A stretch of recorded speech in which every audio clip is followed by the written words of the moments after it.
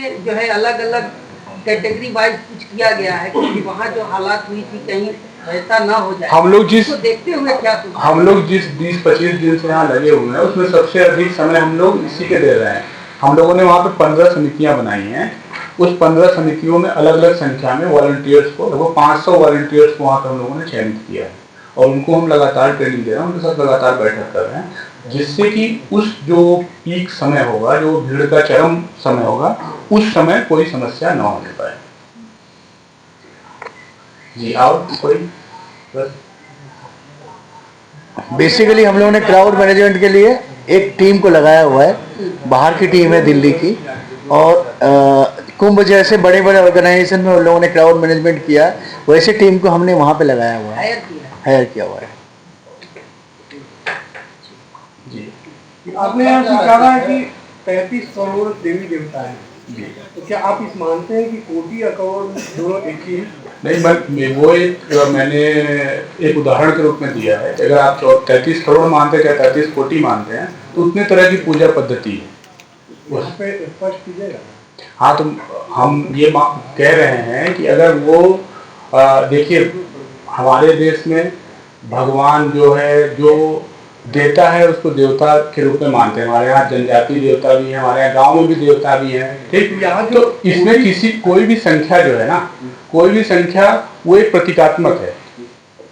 उसको मैं असंख्य भी लिख सकता था, लेकिन क्योंकि हमारे यहाँ प्रचलन में है 33 करोड़, इसलिए मैंने 33 करोड़। 33 करोड़ कोटि को करोड़ में आप आंक रहे हैं या कोटि को प्रकार में आंक रहे हैं?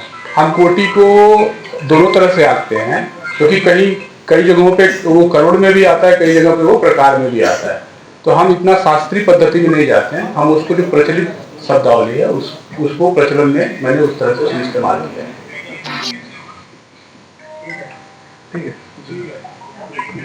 अभी पूज्य गुरुदेव भी आप लोगों से जुड़ने वाले हैं, तो 4:30 बजे तक गुरु जी अपने और इस पवित्र आयोजन का लाभ भी लें। साथ में ये पवित्र आयोजन बाबा देवघर में बाबा के धाम में हो रहा है, जहाँ स्वयं सती और शिव विराजमान है, जहाँ पर माँ जगतजननी अम्बा भगवान शंकर जी के साथ विराजमान है। इस पवित्र भूमि पर 12 ज्योतिर्लिंग के इस पवित्र स्थान पर ये पवित्र कथा होने जा रही है।